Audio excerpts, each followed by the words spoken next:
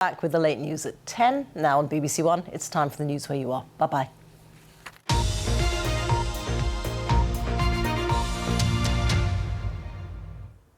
Good evening. A Sheffield United employee is walking and cycling to 92 football clubs in 92 days to raise money for charity.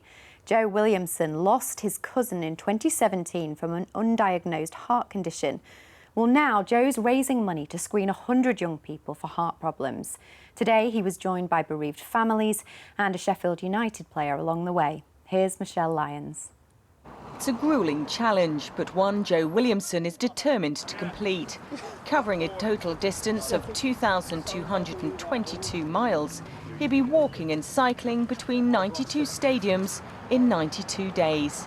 Today he set off from the New York Stadium in Rotherham. So I've currently got to do over 24 miles a day, walking and cycling, and that will cover the distance between the 92 clubs and hopefully raise the money for cardiac risk in the young to fund a heart screening.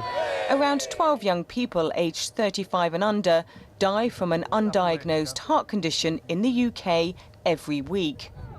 And Joe is raising money for the charity Cardiac Risk in the Young after his cousin's death. So, he was 31 years old. Like I said, he was fit and healthy, ran his own business, he'd been in the army previously. It came as a complete shock to everybody.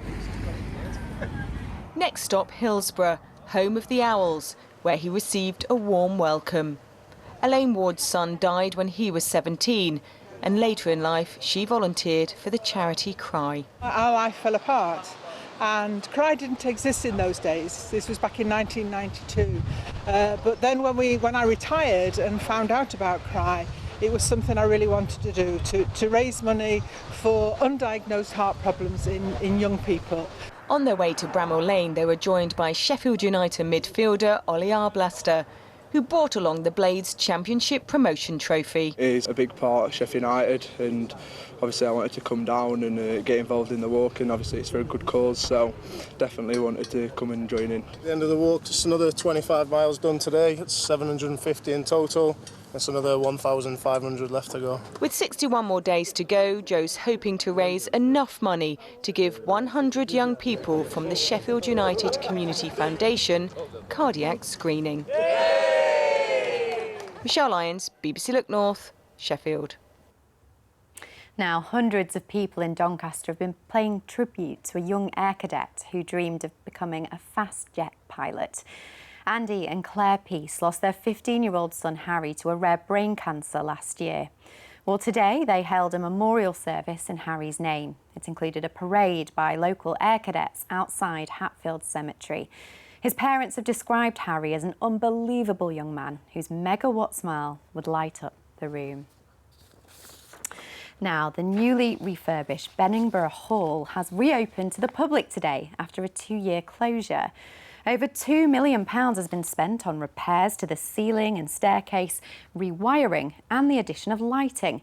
It's a Baroque stately home which dates back to 1716, and the National Trust, which runs the North Yorkshire property, says it's one of the most remarkable Baroque houses in England. Now, if you went down to Leeds city centre today, you might have had a surprise.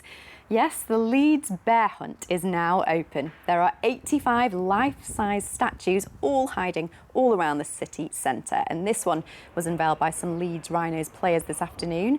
Children can get a free map and try and find them all, and after the trail ends in September, they'll be auctioned off to raise money for Leeds Children's Hospital. Now, the Bradford Dragon Boat Festival is underway now, and today's Lord Mayor's Day of Racing saw 45 teams compete in dragon boats at Roberts Park in Saltaire. They're all raising money for different charities. Let's get the weather now. Here's Katerina. Hello there. It has been quite windy out there today, and that windy theme is set to continue through this evening and overnight. Bit of patchy clouds, some clear spells and a few showers. I think these showers mainly across the west. Temperatures will fall away to around 9 to 10 degrees Celsius, so a little bit cooler into tomorrow morning. I think first thing on Sunday is when we'll get the best of the sunshine, but through the afternoon more cloud will start to build. Still some sunny spells around, but a scattering of showers, and the odd shower could fall on the heavy side spread. But because it's going to be quite windy tomorrow, any showers we do get will move through quite quickly. Temperatures tomorrow is around 17 degrees Celsius, and it will stay rather windy for us through the day on Monday. From the Saturday team, goodbye.